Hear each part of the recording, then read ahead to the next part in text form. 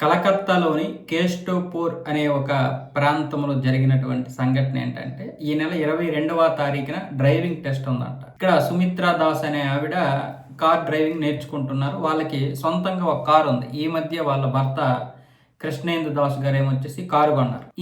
ఈ సుమిత్రా దాస్ గారు ఏమొచ్చి కొన్ని రోజులుగా నేర్చుకుంటున్నారు. ఈ రోజు వాళ్ళ పాపని స్కూల్లో స్కూటీ మీద దింపేసి రిటర్న్ వచ్చి స్కూటీ పార్క్ చేసి కారు తీశారు. కారు తీసి కొంత దూరం వెళ్ళిన తర్వాత ఎదురుగా చెరువు ఉంది.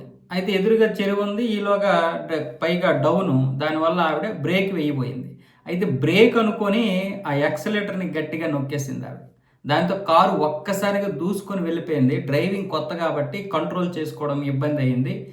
వెంటనే ఆ చెరువులో పడిపోయింది కారు. ఆ చెరువులో పడిపోతే ఆవిడ డోరు తీయడానికి చాలా ప్రయత్నాలు చేసినట్టున్నారు. అయినా సరే డోర్ రాలేదు. అలాగే కారు వెంటనే మునిగిపోయింది. ఈ స్థానికులు చూశారు, దిగారు. అయినా సరే వాళ్ళు కూడా తీయలేకపోయారు. అయితే ఆవిడ ఆ కారులోనే ఊపిరాడక చనిపోయారు. అగ్నిమాపక సిబ్బందిని పిలిపిస్తే వాళ్ళు వచ్చి బయటికి తీసినప్పుడు ఆవిడ డోర్ తీయడానికి తీవ్రంగా ప్రయత్నాలు చేసినట్లుగా అందులో ఉంది. పాపము నిజంగా అదొక అంటే చెప్పడానికి కూడా వీలు లేనటువంటి పరిస్థితి. అలాంటి దారుణమైనటువంటి చావు. పాపము 22వ తారీఖున డ్రైవింగ్ టెస్ట్ ఉందని చెప్పి అలా చేశారు. కాబట్టి డ్రైవింగ్ మన కొత్త కారు మీద కాకుండా ఎక్కడైనా నేర్పిస్తారు కదా డ్రైవింగ్ స్కూల్స్. అలా డ్రైవింగ్ స్కూల్స్కి వెళ్ళి నేర్చుకుంటే మనకి డ్రైవింగ్ వస్తుంది, సేఫ్టీ కూడా ఉంటుంది. ఎందుకంటే పక్కనే ఇంకొకరికి కంట్రోల్ ఉంటుంది కాబట్టి.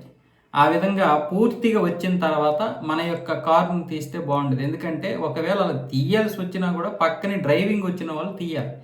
మనకి తొత్తరకి కొంచెం కొంచెం వచ్చినప్పుడే తీసేస్తుంటాం.